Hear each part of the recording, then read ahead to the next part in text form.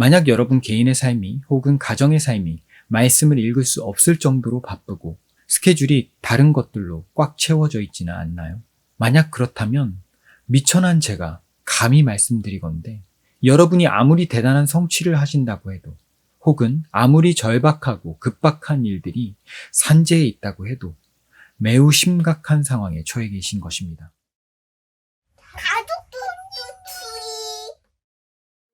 안녕하세요. 가족중심주의 채널 장기도입니다. 2024년도 새해가 밝았습니다. 이 영상을 보시는 분들 모두 새해에는 예수님의 사랑을 더 많이 누리시기를 기도드립니다.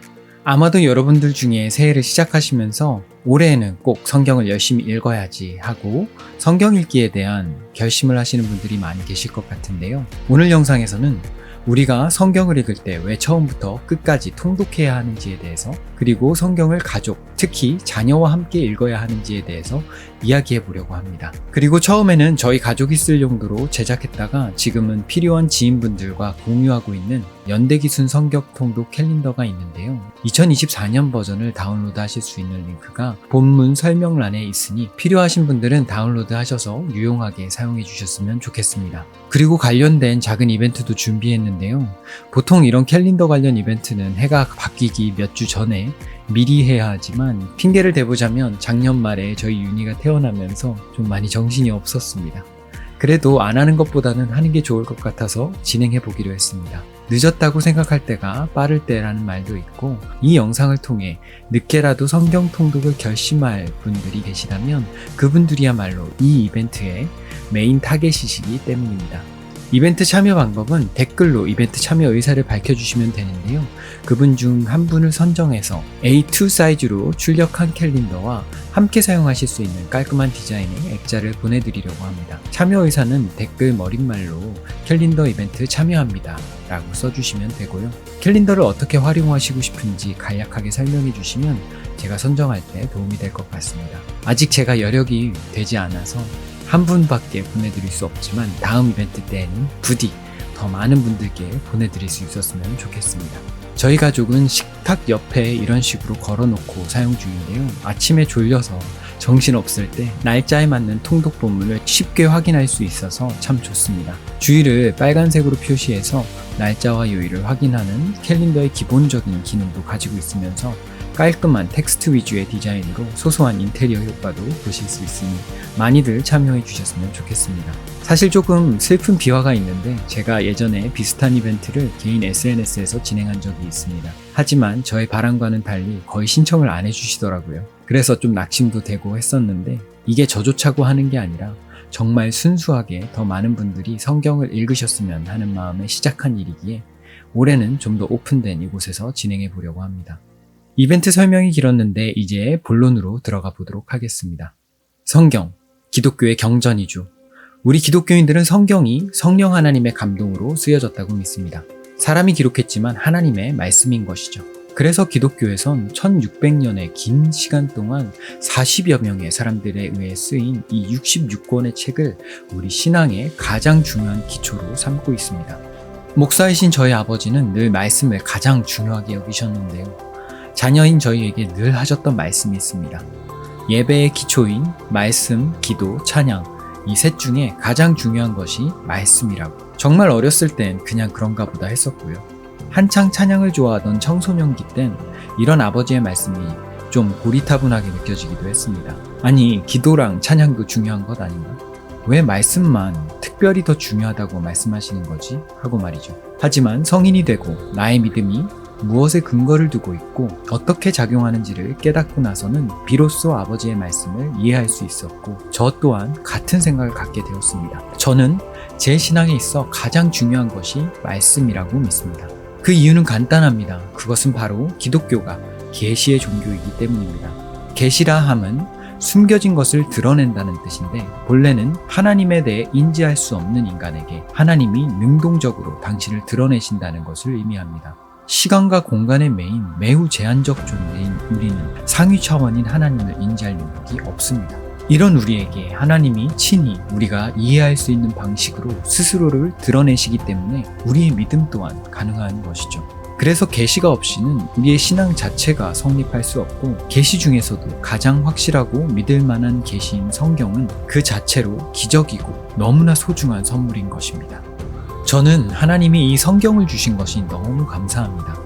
만일 성경이 없었다면 요컨대 문자로 기록된 경전이 없이 그저 구전으로만 혹은 개개인의 감동으로만 믿음이 전해져 왔다면 우리의 신앙이라는 것이 순전히 보존되기 얼마나 어려웠을까요? 사람들의 입을 타고 도는 소문이 어떻게 얼마나 와전되는지만 보더라도 성경이 없었다면 우리의 믿음은 혼돈 그 자체였을 것입니다. 저희 아버지는 어려서부터 저희에게 성경 통독을 시키셨고, 사역하시는 교회 성도들에게도 정해진 일정을 따라 성경을 통독할 것을 권장하셨습니다. 통독이라는 단어가 좀 생소하실 수도 있는데 그다지 특별한 건 아닙니다. 그저 성경을 특정 부분만 떼어서 보는 것이 아닌 처음부터 끝까지 쭉 읽어나가는 방식을 통독이라고 부릅니다. 저희 아버지의 통독 사랑은 좀 과하다 싶을 정도로 유별나셨습니다. 제발 하루에 읽는 분량을 좀 줄여달라고, 더 많은 사람들이 동참할 수 있는 페이스로 읽는 것이 더 좋지 않겠냐고 설득하고 설득해도 도무지 타협해 주시지 않을 정도였습니다. 그런 아버지 밑에서 매일 성경을 읽다 보니 20살쯤 되었을 때는 통독을 아무리 적게 잡아도 50번은 넘게 했던 것 같아요. 물론 졸면서 읽거나 집중을 못할 때도 많았기 때문에 실제 읽은 분량은 조금 더 적을 수 있습니다. 반강제적으로 읽어야 했기 때문에 싫을 때도 많았지만 시간이 지나고 통독 횟수가 늘어감에 따라 성경을 처음부터 끝까지 읽어나가는 통독의 유익을 자연스럽게 누렸고 또 이해하게 되었습니다. 그중 가장 큰 유익은 바로 성경 본문을 스스로 해석하는 능력이 길러진다는 것입니다. 성경 해석학의 기본 원리 중 하나가 성경은 성경으로 해석한다는 것인데, 이것의 가장 큰 근거는 성경의 저자가 성령님이시며 성령님이 스스로 모순되지 않으시기에 유기적이고 통일적으로 성경을 계시하셨다는 점입니다. 그래서 성경의 모든 구절은 나머지 전체 성경의 구절들과 조화와 통일성을 이루고 있습니다. 성경을 국소적으로 그리고 산발적으로 읽게 되면 해당 본문이 성경 전체의 맥락에서 어떤 관계를 갖고 있는지 보기가 어렵습니다. 하지만 성경을 통독하게 되면 마치 숲과 나무를 함께 볼 수 있는 것 같은 장점이 있습니다. 그렇다고 해서 특정 본문을 집중해서 배우고 연구하는 것의 유익을 부정하는 것은 아닙니다. 하지만 성경 전체를 보는 것이 선행되고 그 기초 위에 더 집중적인 성경 읽기가 이뤄지는 것이 보다 좋다는 것이죠. 그런데 이렇게 생각하시는 분이 계실지 모르겠습니다. 평신도인 내가 굳이 성경을 스스로 해석할 능력까지 갖춰야 하는가 하는 의문 말이죠. 그런 의문이 어떤 부분에서는 타당할 수 있습니다. 왜냐하면 교회 안에는 성경 해석을 담당하는 직분자들이 계시기 때문입니다. 그래서 그분들의 도움을 받으면 되지 않느냐고 생각할 수 있습니다. 하지만 저는 현재 한국교회가 갖고 있는 대부분의 문제의 근본적 원인이 성도들이 성경을 읽지 않고 또 몰라서라고 생각합니다. 저는 성경을 읽고 해석하는 능력이 마치 수영 실력과 같다고 생각합니다. 그리고 교회의 교사 직분을 가진 분들은 수영 강사 혹은 안전요원과 같다고 생각합니다. 직분을 맡은 분들은 스스로 수영을 할 능력을 갖추었을 뿐만 아니라 다른 사람에게 수영을 가르치고 또 수영이 미숙해서 물에 빠진 사람을 구해줄 수 있는 기술을 훈련한 사람들입니다. 만약 우리가 살아가는 세상이 완벽하게 통제되는 수영장과 같았다면 앞서 말한 굳이 모든 사람이 성경을 읽고 해석할 수 있어야 하는가, 바꿔 말하면 모든 사람이 수영을 잘해야 하는가 하는 의문이 더욱 타당할 수 있겠죠. 하지만 우리의 삶은 완벽한 수영장과는 거리가 멀고 오히려 야생의 바다와 가깝다고 생각합니다. 게다가 통제되는 수영장에서도 사고가 일어나는 것을 생각한다면 바다라면 더 말할 필요가 없겠죠. 온갖 변수와 위험한 상황에 대처해야 하는데 기본적인 수영조차 안 된다면, 그러면서 소수의 전문가만 믿고 있다면 그 사람이 믿음을 지키며 살아간다는 것은 아마 기적에 가까운 일일 것입니다. 그런데 안타깝게도 지금 한국 교회 안에는 성경을 매일 읽지 않는 사람들의 수가 정말 많습니다. 읽고 있다 해도 기독교 출판사에서 만든 큐티 책자를 가지고 누군가가 정해준 본문과 질문들을 가지고 묵상하는 데서 그치는 경우가 많습니다. 물론 안 읽는 것보다야 1000배, 10,000배 낫겠지만 저는 이런 큐티 책은 마치 펭귄 밀크와 같다고 생각합니다. 펭귄 밀크는 새끼 펭귄을 위해 부모 펭귄이 물고기를 사냥해서 삼킨 후에 뱃속에서 일정 부분 소화시킨 다음 갓 태어난 새끼가 먹을 수 있게끔 다시 토해주는 것을 말하죠. 하지만 평생 이렇게 의존적인 식사만 할 수는 없습니다. 단순히 양분을 섭취하는 부분만 식사인 것이 아니라 물고기를 사냥하는 과정과 씹고 삼키는 과정, 그리고 소화시켜서 에너지원으로 삼는 그 모든 과정이 생존을 위한 식사인 것입니다. 이것이 되지 않으면 이 혼란스러운 세상에서 분별력을 갖추고 믿음을 지키기 매우 어렵습니다. 때가 오래되었으므로 너희가 마땅히 선생이 되었을 터인데 너희가 다시 하나님의 말씀의 초보에 대하여 누구에게 가르침을 받아야 할 처지이니 단단한 음식은 못 먹고 젖이나 먹어야 할 자가 되었도다. 이는 젖을 먹는 자마다 어린아이니 의의 말씀을 경험하지 못한 자요 단단한 음식은 장성한 자의 것이니 그들의 지각을 사용함으로 연단을 받아 선악을 분별하는 자들이니라. 하나님께서 우리가 펭귄 밀크에 머무르는 것이 아니라 단단한 음식까지도 잘 소화해내길 원하십니다. 제가 앞서서 성경 말씀을 가르치는 직분자들이 모든 성도들에게 일일이 도움을 주는 것은 어렵다는 이야기를 했는데요. 하나님께서는 소수의 직분자가 일당 100으로 사역하는 것보다 훨씬 더 효과적이고 지속 가능한 시스템을 우리 인간을 만드실 때부터 고안하셨는데요. 그것이 바로 가정입니다. 구약과 신약 모두 다 일관되게 이야기하고 있는 바는 신앙 전수의 제1 책임자는 부모이며 부모가 자녀에게 하나님의 말씀을 가르쳐야 한다고 이야기합니다. 오늘 내가 내게 명하는 이 말씀을 너는 마음에 새기고 내 자녀에게 부지런히 가르치며 집에 앉았을 때에든지 길을 갈 때에든지 누워있을 때에든지 일어날 때에든지 이 말씀을 강론할 것이며 저는 그 중에서도 특히 아버지들이 가정의 리더로서 가장 큰 책임을 맡았다고 믿습니다. 제가 텍사스에 있을 때 몸담았던 교회에서 이런 원리를 정말 아름답게 실천하고 있었습니다. 그 교회에서는 거의 모든 신앙 훈련이 가정을 통해 이뤄지고 있었는데요. 모든 아버지들이 자신의 가정을 제자 양육하는 데 헌신하여 매일 가족과 함께 말씀을 읽었습니다. 엄마들과 자녀들은 궁금한 게 있으면 목사님이나 다른 교회 교사들에게 물어보는 것이 아니라 본인의 남편 그리고 아버지에게 질문했습니다. 그래도 해결이 되지 않는 질문들은 아버지가 목사님께 따로 도움을 받아서 답을 줬습니다. 이렇게 되자 교회의 모임들이 간소화되었고 교육 프로그램이 줄어든 자리에 교제와 사역이 더욱 풍성하게 채워졌습니다. 아버지들은 본인의 가정을 제자화해야 하는 책임 때문에 정말 집중해서 설교를 들었고 교회 공동체의 일원으로 활발히 의사를 개진하고 또 참여했습니다. 아버지들이 이렇게 세워지고 나니 목사님을 비롯한 교회 직분자들도 더욱 효과적으로 사역하실 수 있었던 것 같습니다. 가장 인상 깊었던 장면은 자녀에게 세례를 줄 때 사역자만 집례를 하는 것이 아니라 그 아이의 아버지가 함께 그 예식을 진행하는 것이었습니다. 부모의 신앙이 자녀에게로 순도 높게 무엇보다 성경에서 가르치고 있는 방식 그대로 행해지고 있는 것을 실제로 목격할 수 있었던 것은 참으로 감사한 경험이었습니다. 누군가 저에게 부모로부터 받은 신앙 교육 중 가장 값진 것이 무엇이냐고 묻는다면 저는 주저하지 않고 바로 성경 통독이라고 말할 것입니다. 만약 저희 부모님이 성경을 읽으라고 말로만 체근하셨다면 어느 순간 소귀의 경읽기가 되었을 것입니다. 하지만 저희 부모님은 온 가족이 매일 아침 함께 소리내어서 성경을 읽는 시간을 하루 중 가장 중요한 일로 여기셨습니다. 정확히 몇 살 때였는지는 기억나지 않지만 글을 어느 정도 읽을 수 있을 때부터 시작한 성경 통독은 이제 어느덧 30년이 넘는 시간 동안 제 신앙의 중심이 되었습니다. 저희 아버지는 제가 성경을 읽다가 모르는 게 있어서 질문을 해도 곧바로 답을 알려주시지 않으셨습니다. 생각할 질문들을 역으로 더 던져주시고 하나님께 알려달라고 기도해보라고 하셨습니다. 그런데 정말 신기한 건 웬만한 질문들에 대해서는 거의 다 당일에 응답을 받을 수 있었다는 점입니다. 저희 아버지께서는 읽은 본문을 묵상하고 또 그에 대한 질문과 생각들, 또 그것을 내 삶에 어떻게 적용할지를 경건의 일기라는 형태로 남기게 하셨는데요. 그 때문인지 낮에 생활하다가 어느 순간 답을 깨닫게 될 때가 많았습니다. 저는 하나님께 가장 많이 그리고 신속하게 응답받은 기도가 바로 성경에 대해서 궁금한 것을 질문한 기도였습니다. 매우 개인적인 경험인 것도 같지만 성령님께서 하시는 가장 중요한 사역이 하나님의 말씀을 깨닫게 하시는 것임을 감안한다면 당연한 것일지도 모르겠네요. 그렇게 답을 얻은 부분에 대해서 아버지와 함께 대화하면서 부족한 부분에 대해서 추가적인 설명을 듣기도 하고 때로는 제가 얻은 깨달음이 신학을 전공하신 아버지 입장에서도 새롭고 좋은 것인 경우가 있었습니다. 성경에 대한 활발한 토론이야말로 예수 그리스도를 머리로 삼는 공동체의 가장 바람직한 모습이며 이것이 가정과 교회를 더 건강하게 세웁니다.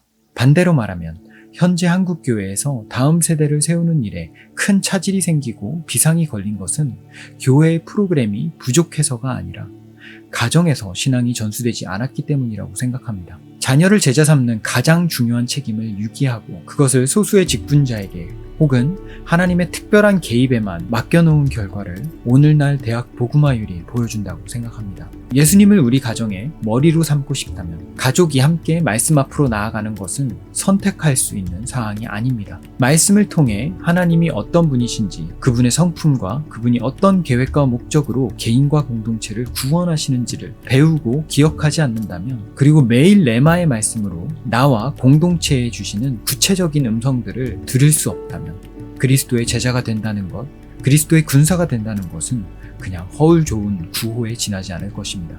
병사로 복무하는 자는 자기 생활에 얽매이는 자가 하나도 없나니 이는 병사로 모집한 자를 기쁘게 하려 함이라.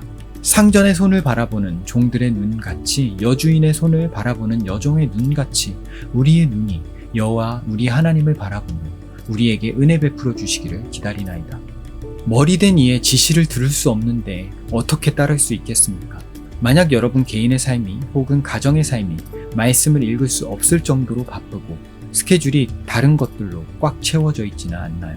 만약 그렇다면 미천한 제가 감히 말씀드리건대 여러분이 아무리 대단한 성취를 하신다고 해도 혹은 아무리 절박하고 급박한 일들이 산재에 있다고 해도 매우 심각한 상황에 처해 계신 것입니다. 아무리 바쁘다 해도 내 주인의 음성을 듣기 위한 시간은 마련할 수 있어야 그것이 종된 삶입니다. 그렇지 않으면 내가 주인된 삶이겠죠. 제가 다소 강한 어조로 말씀드렸지만 그만큼 성도의 삶에 말씀을 읽는 것은 너무나 중요한 것이기에 이렇게 강한 표현을 사용한 것 이해해 주셨으면 좋겠습니다. 한국교회 성도들이 말씀을 읽지 않기 때문에 겪는 또 한 가지 큰 문제는 하나님에 대해 오해한다는 점입니다. 성경을 통독하면 성경 전체에 드러난 하나님의 다양한 성품을 접할 수 있고 이를 통해 하나님에 대해 보다 입체적인 이해를 갖게 됩니다. 다르게 말하자면 하나님에 대한 오해를 줄일 수 있습니다. 태초에 말씀이 계시니라. 이 말씀이 하나님과 함께 계셨으니 이 말씀은 곧 하나님이시니라. 말씀이 곧 하나님이시기 때문에 우리가 말씀을 읽으면 그것 자체로 하나님과 함께 시간을 보내는 것이고 하나님과 대화하는 것입니다. 누군가를 알아가기 위해서는 그 사람과 함께 시간을 보내거나 그렇게 하지 못한다면 그 사람에 대한 책이나 글 같은 정보를 접해야 하는데 성경을 읽는 것은 이 두 가지 모두를 한꺼번에 하는 것과 같습니다.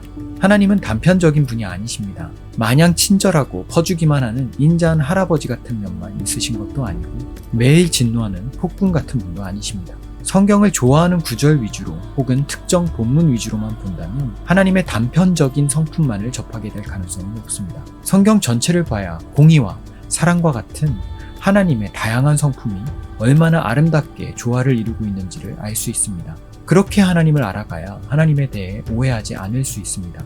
우리 주변에는 교회 조직이나 사람 혹은 나의 삶 자체에 대한 실망을 가지고 기독교 신앙 전체를 버리는 경우를 심심치 않게 볼 수 있습니다. 물론 우리는 믿는 지체가 이런 일을 겪을 때 그 사람들의 처한 상황과 감정을 충분히 공감하고 또 위로해서 다시 일어설 수 있도록 도와야 하겠지만 좀 냉정하게 이야기한다면 하나님에 대해 실망한다는 것은 애초에 잘못된 기대나 오해가 있었다는 것을 의미합니다. 말씀을 통해 하나님과 많은 시간을 함께하며 알아간다면 이런 오해를 줄일 수 있다고 생각합니다.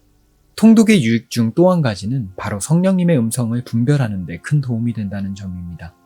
한국 교회 안에서 꽤 큰 비중을 차지하고 있는 쪽이 소위 예언과 방언과 같은 은사와 신유한 체험을 중요시하는 그런 색채를 가진 진영입니다.